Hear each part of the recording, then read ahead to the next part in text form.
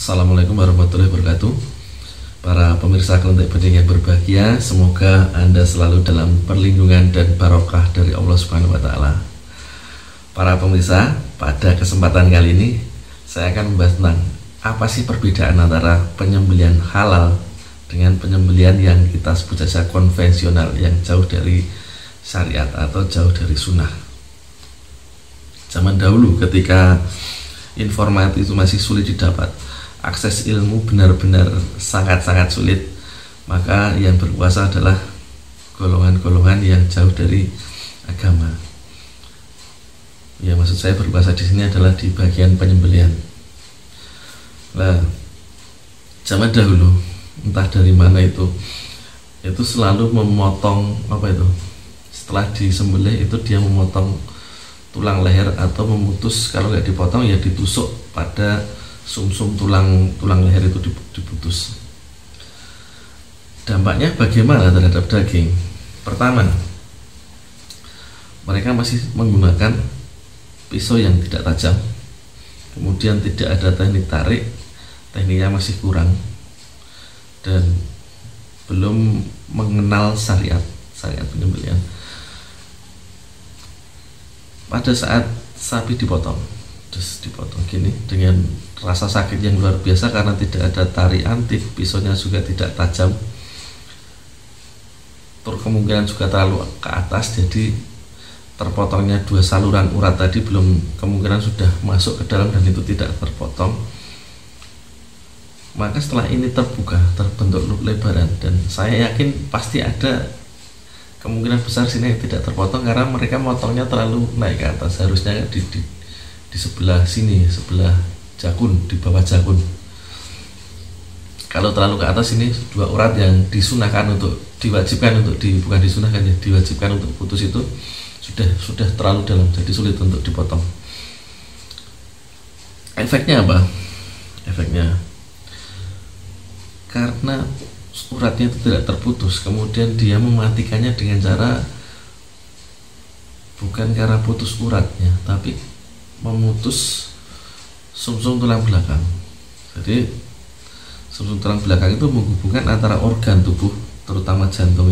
Di sini jantung aja, jantung dengan otak bawah sadar. Nah, ini ketika putus maka jantung itu akan berhenti.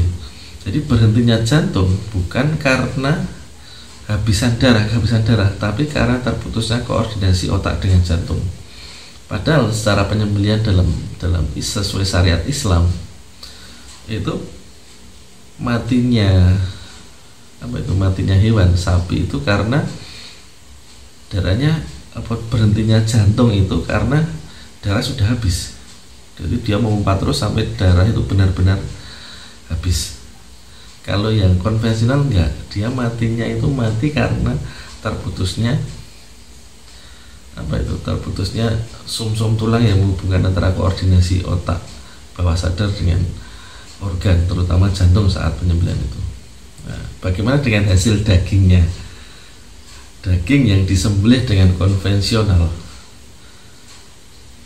itu tentu saja kandungan darah dalam daging itu masih banyak.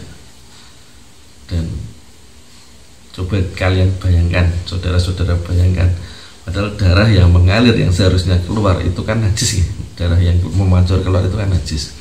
Sementara dengan penyembelihan konvensional dia dipaksa menjadi halal. Mungkin secara halal dia halal karena sudah ada penyembelihannya, tapi secara thayyib jauh sekali apa dari faktanya. Ketika zaman dulu melakukan kurban itu yang makan daging korban selalu darah tinggi, dagingnya bau, menimbulkan penyakit dan lain-lain. Itu dirasakan. Saya sendiri dulu juga merasakan. Bahkan daging korban itu sekarang korban sampai tahun depan itu masih ada. Itu. Kalau penyembelihan yang Islam itu darah itu ketika terjadi penyembelihan dan menggunakan teknik yang benar dengan pisau yang benar dan pada tempat yang benar, maka akan terputus oleh 4 saluran napas, saluran makan, sama dua saluran darah. Di sini yang mengapit antara saluran napas dan saluran makan. Itu ketika terputus dalam 3 detik suplai oksigen dan zat makanan ke otak itu terputus, maka dalam 3 detik sapi sudah tidak sadar. Meskipun dia gerak-gerak kencang itu, posisi sudah tidak sadar dan tidak merasakan sakit. Darah akan keluar terus sampai habis. Ketika sudah kehabisan darah, maka jantung akan berhenti. Nah, inilah keunggulan penyembelihan Islam yang tata cara yang telah diwariskan Nabi. Dari segi daging, kualitasnya tentu lebih baik.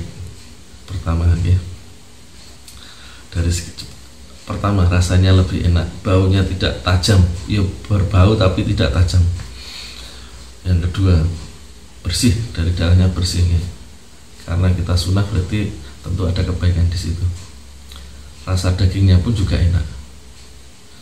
Nah, teman-teman, itu tadi yang saya bisa sampaikan tentang perbedaan penyembelihan yang sesuai sunnah dan yang konvensional yang tidak sesuai sunnah. Itu seperti tadi. Nah, mumpung sekarang ini teknologi semakin maju, akses ilmu pun juga semakin banyak, kita mau belajar kepada siapapun juga bisa. Maka untuk pemuda-pemuda, kita dorong, kita cepatkan tentang penyebaran penyembelihan halal ini. Karena di tempat saya di Gunung Kidul ya, untuk saat ini semoga ke depan 2 tahun lagi sudah mulai ke penyembelihan halal. Saat ini masih banyak yang penyembelihan yang jauh dari sunnah. Maka itu sebagai generasi muda juga kita biar mendapatkan pahala, kita siarkan, kita percepat. Oke. Dan semoga Allah membalas perbuatan kita. Begitu saja yang bisa saya sampaikan. Terima kasih sudah menyaksikan video ini. Semoga bermanfaat buat saya dan para pemirsa. Dan jangan lupa untuk subscribe, like, dan komen. Kalau berkenan juga share juga boleh, saya sangat bahagia. Oke, sekian dulu. Ada salah kata saya mohon maaf. Wassalamualaikum warahmatullahi wabarakatuh. Salam Juleha.